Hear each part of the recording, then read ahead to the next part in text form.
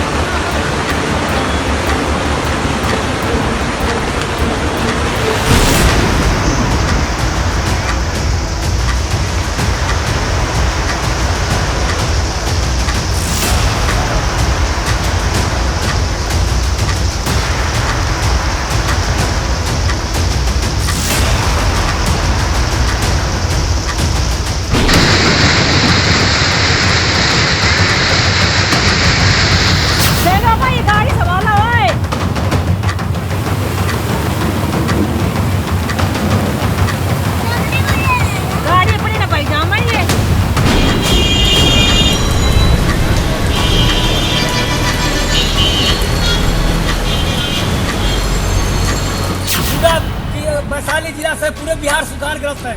चारों तरफ सूखा हो गया, धान नहीं होगा इस बार, किसान तबाह है। तो हम लोग किसान परिवार के लोग हैं, पूजा कर रहे हैं, इंद्र भगवान के लिए पूजा कर रहे हैं। ये भगवान, ये सुखाड़ खत्म हो, वर्षा हो। करीब 1.25 मिनट के भीतर हमने आपको हिंदुस्तान की जमीन पर खड़े उस संकट को दिखाने और समझाने की कोशिश की है जो हर दिन हर साल भयावह रूप लेता जा रहा है। हमारे देश के एक कोने में बादल आफत बनकर बरस रहे हैं और दूसरे कोने में किसान अपनी फसलों के लिए बूंद बूंद को तरस रहे हैं।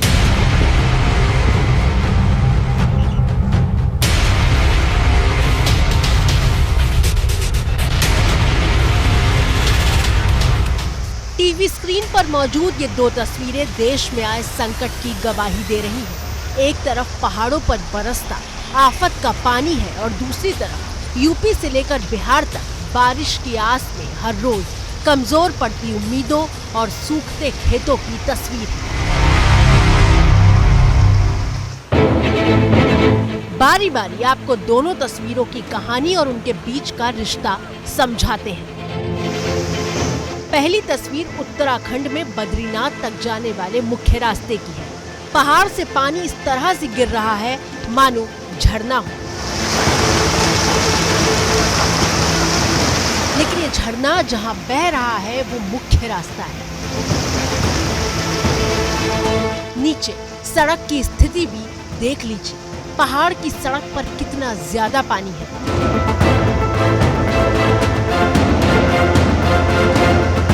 और इन तस्वीरों को आम तस्वीर मानने की भूल कतई मत करिएगा।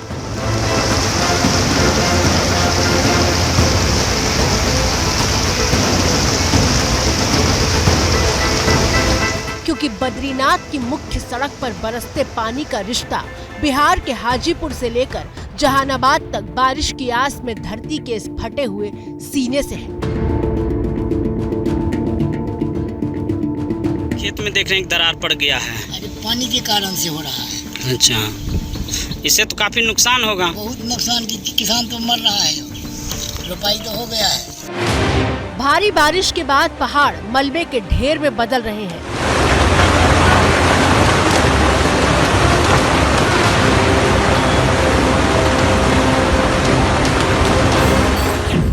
आधे से ज्यादा जुलाई बीत चुका है, लेकिन बिहार में अब तक बारिश ने मानो दस्तक ही नहीं दी है। किसानों को सूखे का डर सता रहा है और इसीलिए इंद्रदेव को प्रसन्न करने के लिए 24 घंटे के अखंड कीर्तन का आयोजन किया गया है।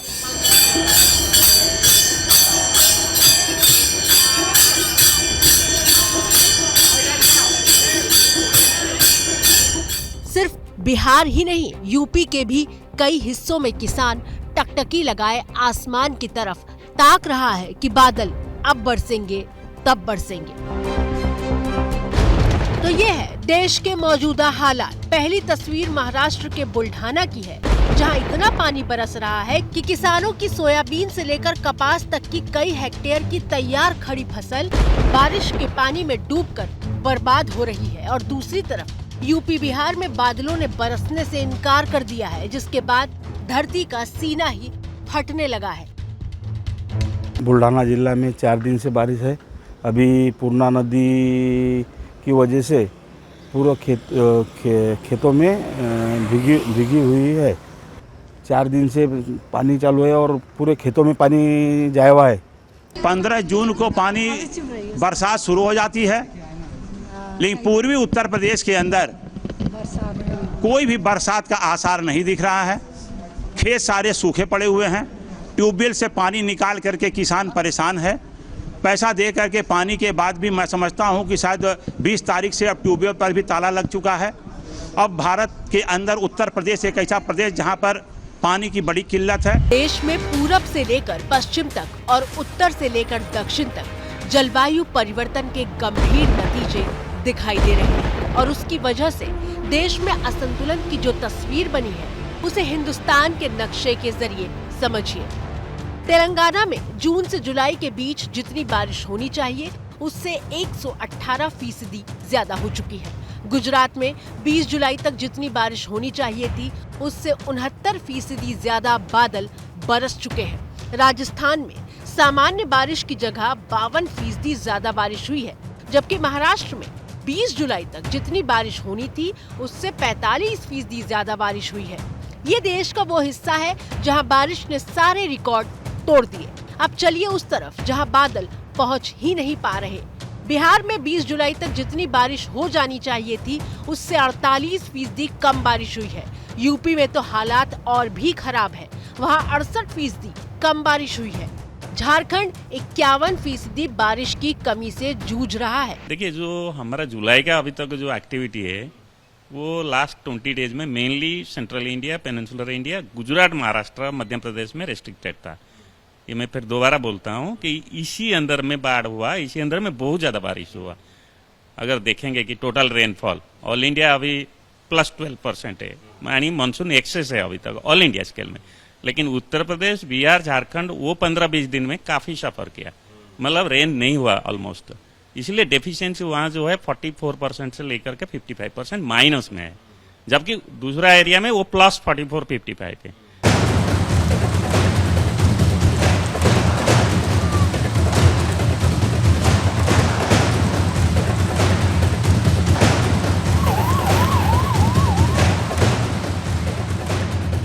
इसी को जलवायु परिवर्तन कहते हैं, जिसने देश के मौसम के पूरे ढर्रे को ही उलट पलट कर रख दिया है। 2022 की inter governmental panel on climate change की एक रिपोर्ट के मुताबिक पंजाब और हरियाणा में 2021 यानी पिछले साल के मुकाबले गेहूं का उत्पादन 10 से 15% तक कम हो चुका है। अगर वैश्विक तापमान 1 से 4 डिग्री सेल्सियस तक बढ़ता है तो हिंदुस्तान में चावल का उत्पादन 10 से 30% तक कम हो जाएगा और मक्के का उत्पादन 25 से 30% तक कम हो जाएगा। और अनाज का उत्पादन कम क्यों हो जाएगा ये तो आप समझ ही गए होंगे। अगर तैयार फसलें डूबकर बर्बाद हो जाएंगी और बोई गई फसलों को बारिश नसीब नहीं होगी तो अनाज कहां से पैदा होगा। और ऐसा नहीं है कि जलवायु परिवर्तन की मार सिर्फ हिंदुस्तान झेल रहा है, यूरोप से लेकर अमेरिका तक त्राहिमाम कर रहे हैं।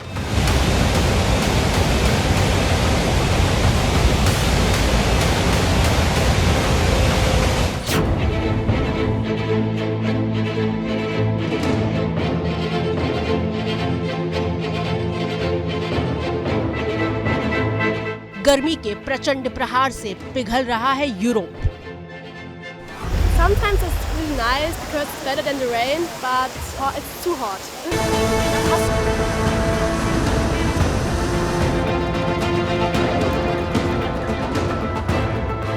यूरोप के कई देशों में जंगल की आग की वजह से हजारों लोगों को अपना घर छोड़कर जाना पड़ रहा है।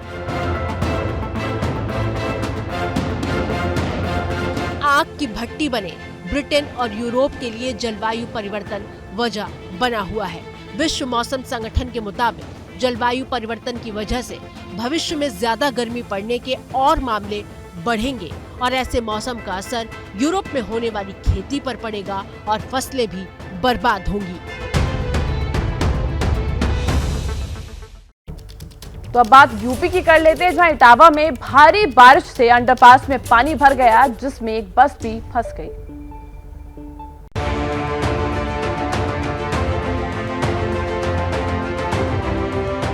अंडरपास में पानी भरा है और उसमें एक बस फंसी हुई है। तस्वीरें यूपी के इटावा की हैं। बुधवार को हुई तेज बारिश की वजह से रेलवे के अंडरपास में पानी भर गया। बस के साथ ही कई बाइक और स्कूटी सवार भी अंडरपास में जमा पानी में फंस गए। प्रशासन को जब इसकी खबर मिली तो रेस्क्यू टीम मौके पर गई और राहत बचाव का काम शुरू हुआ। काफी मशक्कत के बाद बस और वहां मौजूद लोगों को सुरक्षित निकाल लिया गया। इटावा का ये अंडरपास सैफई मैनपुरी मार्ग को जोड़ता है, इसलिए यहाँ हमेशा गाड़ियाँ आती हैं। हर साल बारिश में इस अंडरपास में पानी भरता है, फिर भी प्रशासन कोई ठोस उपाय नहीं करता। जानकारी के मुताबिक पानी निकालने के लिए पंप तो लगाया गया, लेकिन वो नाकाफी है।